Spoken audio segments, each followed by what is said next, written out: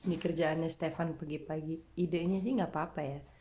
Ada Star Wars, ada prajurit ya gantungin di situ. Tapi hari ini aku mau tunjukin betapa indahnya. Ini pagi ya, jam 7:05. Jam 7:05 itu emang kayak gini, suasananya masih kayak subuh ya. Padahal udah jam 7.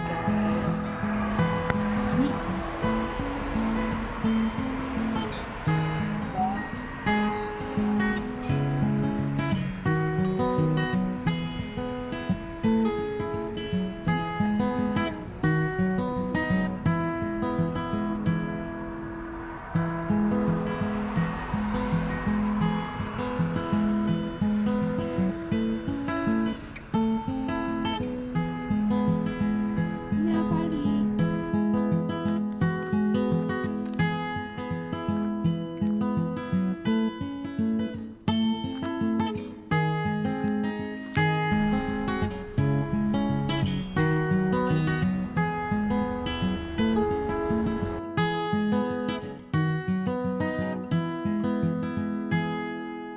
Beim Kindergarten die Mama ist aufgeräumt, habe ich gerade abgeholt und ich habe viel Spaß gehabt im Kindergarten.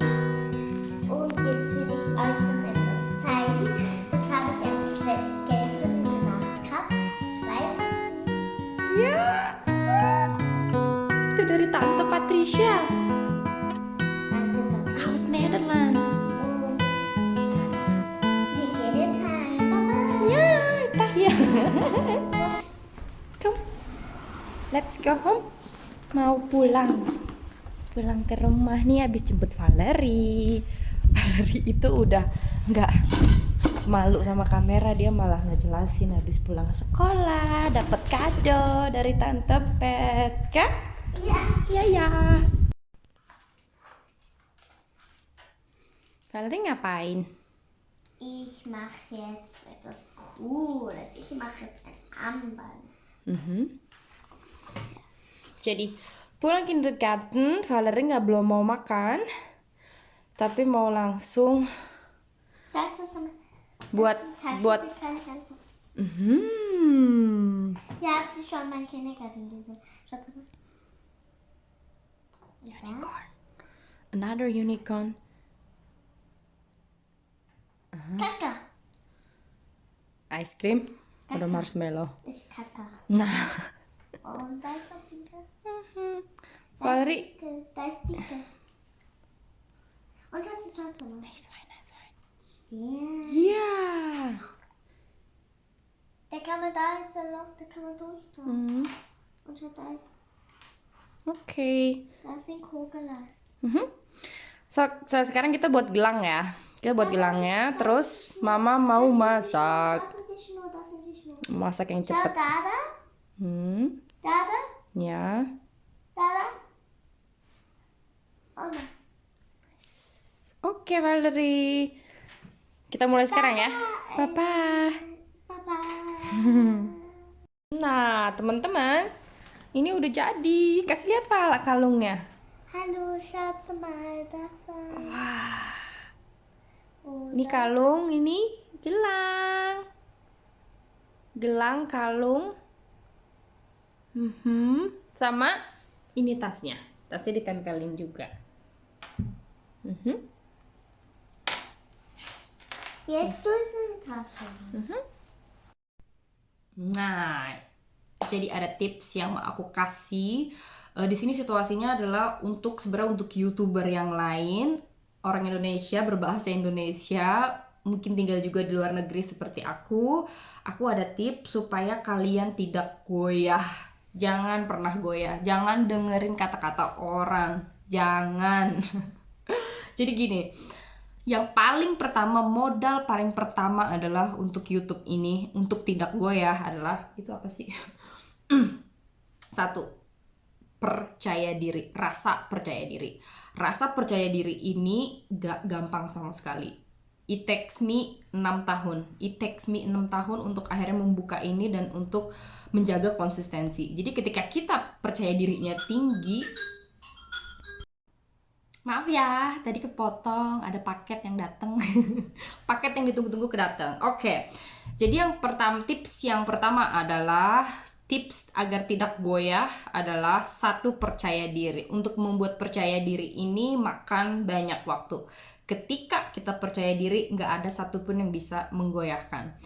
Biasanya, misalnya contohnya nih, ketika kalian mulai bisnis baru atau memulai apapun yang baru, belum tentu semua orang itu suka. Nah, jadi misalnya nih, contoh yang paling pertama, aku punya bisnis baru, bisnis sampingan. Aku kerja, tapi juga punya bisnis sampingan yang aku bisa lakuin kapan aja aku mau. Nah, bisnis yang aku lakuin itu nggak semua suami menyukainya. Kalian bisa bayangin nggak, bisnis yang kalian suka, tapi pasangan di rumah tidak menyukainya?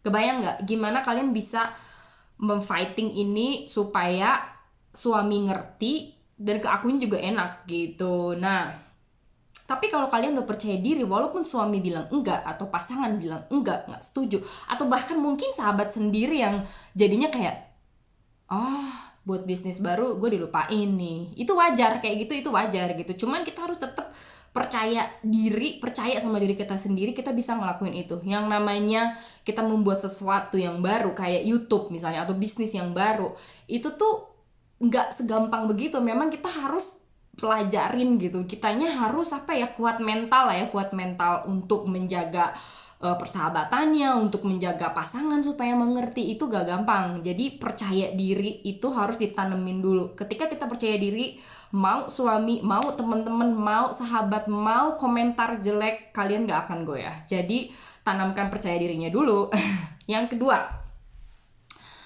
mengerti dalam arti mengerti diri kita sendiri dan mengerti juga orang yang nonton gitu. Jadi kayak out of the box gitu. Kita nggak bisa, oke, yang aku pikirin adalah seperti ini dan akan jadinya efeknya seperti ini. Nah, itu yang kita pikirin. Tapi ketika ada komentar jelek, ketika ada orang komplain atau apapun itu, kita harus kayak agak mundur ke belakang, step back, terus lihat dulu gitu. Jadi kalian ngelihatnya di sisi yang besar, bukan yang kita pikir ke mereka gitu. Karena kan setiap orang pikirannya beda-beda, setiap orang situasinya beda-beda.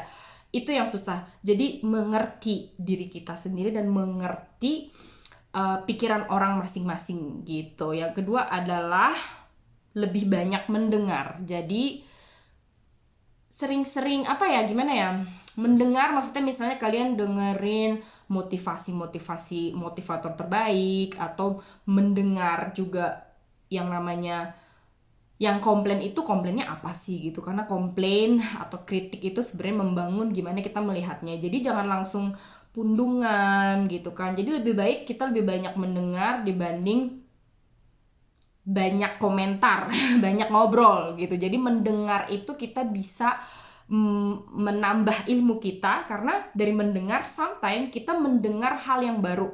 Jadi kita menambah ilmu dong. Tapi kalau kita ngomong, kita itu merepeat atau mengulang-ulang apa yang sudah kita tahu di otak. Nah, jadi betapa baiknya kalau kita lebih banyak mendengar dibanding ngomong gitu.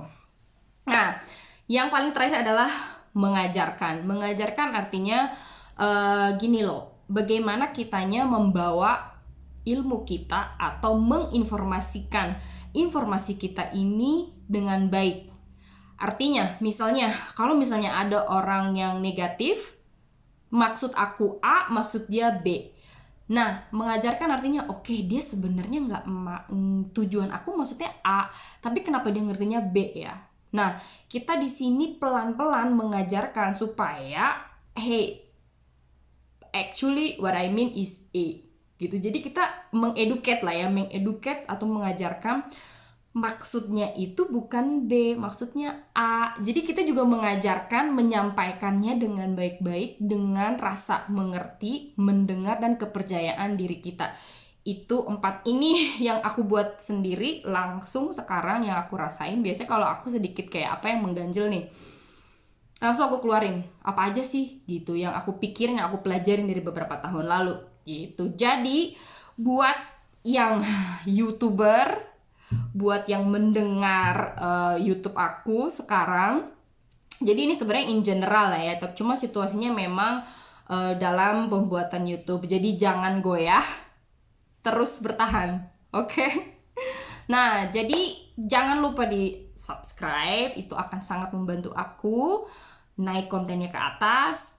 Lalu teman-teman yang YouTuber yang lain, please komentar, aku pasti akan subscribe balik. Kita gimana ya, untuk jadi sukses itu kalau sendirian gak enak, jadi sukses itu enaknya bersama-sama gitu. Please tulis komentarnya, yang jadi YouTuber saya pasti akan subscribe balik. Kita akan saling membantu sama satu sama lain.